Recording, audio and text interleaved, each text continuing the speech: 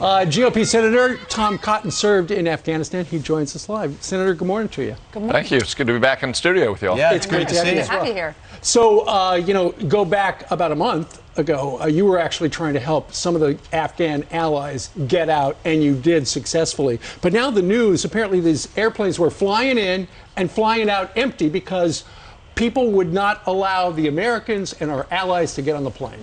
Yeah, I can tell you exactly why that happened, because I've talked to some of the people who are on the ground. There's two reasons. First, it was so chaotic that even our own citizens, green card holders, or Afghans who had fought with our troops and were approved for a special immigrant visa couldn't get into the airport.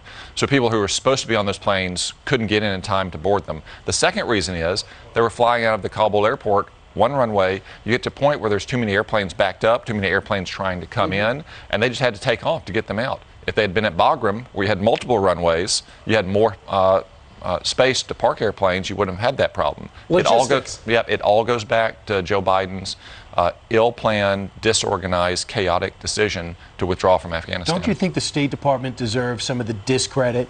Because Anthony Blinken, according to the Defense Department, it was up to state to organize a lot of this stuff. The reason why these people didn't get out, the reason why the manifests weren't full, was the State Department sat on its hands? Yeah, absolutely. I mean, we heard last week from the generals who helped organize this airlift that the State Department refused to call for the evacuation of non-combatants for American civilians and green card holders until the very last minute.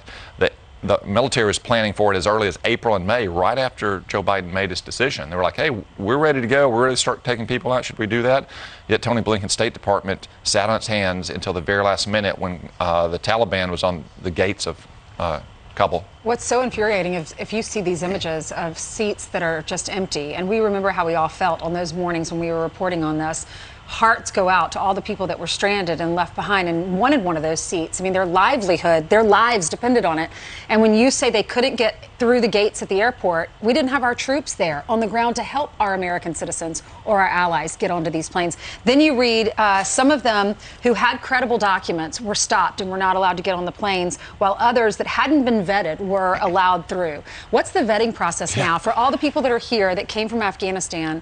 Have we vetted all of them? No, absolutely not, Ainsley. And Joe Biden screwed it up coming and going. So first, we left a lot of people in Afghanistan who we should have gotten out. Second, we brought a lot of people out who we shouldn't have brought out. People who had no particular attachment to the United States, who hadn't fought with our troops.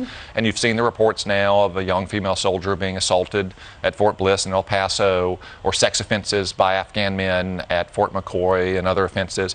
There's really no vetting. Others just walking off the base. And it's really hard. I mean, it's hard to do in Afghanistan. That's one reason it took so long, is you got to go interview people face to face. I mean, Afghanistan's a third world country. You don't just call up the FBI or the high school or the local police. So we have almost no way to vet these people. The Biden administration is taking their name, if it is their name, testing against databases. And if they don't come back, it's like, well, they must be fine to go. I heard one interview where somebody was interviewing people and said, who exactly did we fly out? And the number was like 75% of the people, the Afghans, were not special immigrant visa holders. In other words, we flew out 75% of the wrong people. Yeah, unbelievable. And it's basically whoever was able to get into the airport, especially in those first chaotic days after the fall of Kabul. Again, we have no idea who these people are. We're just taking it on faith. They're using their real name, and then we're testing against incomplete databases and saying, well, if we don't have a record of you being a terrorist, then you must be fine. You're not going to attack Americans. You're not going to commit sex offenses against American women. You're not going to bring any kind of disease or anything else into the country.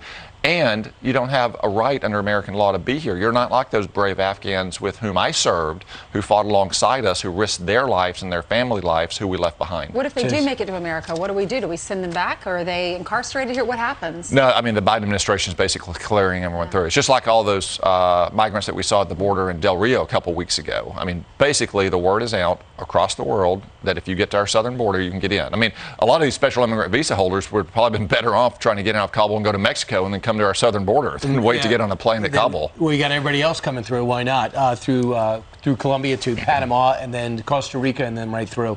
Senator, great to see you in person. Yeah. Thank you. And thanks for helping us out. Thanks for being back. While you're in New York City, do your Christmas shopping, because apparently nothing's going to be on the shelves in Don't November. put it on layaway. I've heard that. All right. Thanks, Senator. Meanwhile,